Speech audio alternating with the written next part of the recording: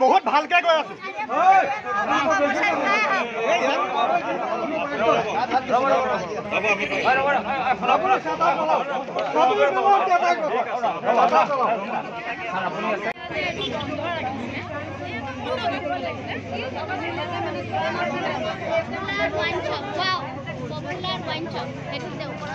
কিন্তু আজিলৈকে কোনো আমাৰ দাবীটোৰ ওপৰত কোনো হেৰি কৰা নাই আনকি এই মালিক দুজনকো আমি দুজনকে এই সম্পৰ্কত বাৰে বাৰে কৈ আহিছোঁ কিন্তু কোনোজনে পক্ষই আমাৰ মানে কথাটো মনা নাই সেইকাৰণে আমি এইটো ব্যৱস্থা আজি কৰিছোঁ আৰু অদূৰ ভৱিষ্যতে আমি দৰকাৰ হ'লে আৰু বেছি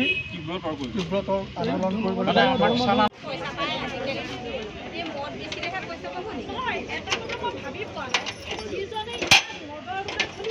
দেখিছে আজি মদৰ দোকানৰ কাৰণে আমি সমূহ ৰাইজ গোপিনী মানে যুৱক যুৱতী সকলো ওলাই আহিছোঁ আৰু এই পৰিৱেশটো ইমানেই বেয়া পৰ্যায়লৈ গৈছে যে আমি সন্ধিয়া ওলাই আহিব নোৱাৰোঁ কোনো ল'ৰা ছোৱালী ওলাই আহিব নোৱাৰোঁ আৰু বিশেষকৈ আমি মহিলা ইয়াতে এখন ভাল দোকান আছে বেকাৰী দোকান তেওঁলোকৰ দোকানখনলৈ আমি আহিব নোৱাৰা অৱস্থা হৈছোঁ আৰু এটা চাওক স্কুল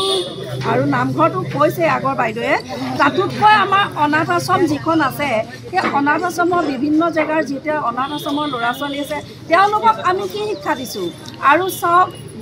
তাকে নামঘৰ মন্দিৰ আৰু ইমান ডাঙৰ এটা অনুষ্ঠান কমলাকান্ত নাট্য সমাজ বুলি ক'লে সকলোৱে জানে এতিয়া আগন্তুক আহি আছে ৰঙালী বিহু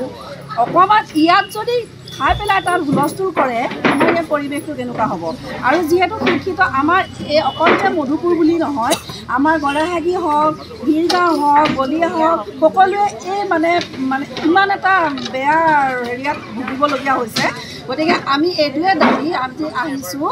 যে এই দোকানখন তেওঁলোকে বন্ধ কৰিব যদি নোৱাৰে কিন্তু আমাক অতি শীঘ্ৰে স্থানান্তৰ কৰিবই লাগিব আৰু এই দাবী আমাৰ থাকিবই সদায় থাকিব আৰু আমাকতো এতিয়া তেখেতে কৈছে ছাৰে যে আমাক সোমবাৰলৈ এটা সময় দিছে সোমবাৰলৈকে আমি ধৈৰ্য ধৰি ৰখিছোঁ যদিহে সোমবাৰৰ পৰা আমি এটা ভাল সিদ্ধান্ত নাপাওঁ সেই আন্দোলন আমাৰ অব্যাহত থাকিব চলিয়ে থাকিব আৰু এয়াই আমাৰ ক'বলগীয়া ঠিক আছে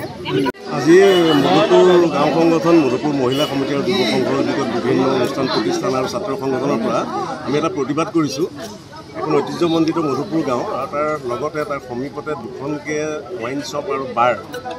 অতি কম দিনৰ ভিতৰত খোল খোৱা লৈ পেলাই আমি বহুত প্ৰতিবাদ কৰি আহিছিলোঁ আৰু এইটো লৈ পেলাই আজি আমি তেখেতসকলক পঠিয়াই দিছোঁ আৰু প্ৰশাসনক জনাই থৈ গৈছোঁ যে অতি শীঘ্ৰে তেখেতসকলে ইয়াৰ পৰা যদি স্থানান্তৰ নকৰে তেতিয়াহ'লে কিন্তু আমি ইয়াৰ পিছত আৰু বেলেগ ধৰণে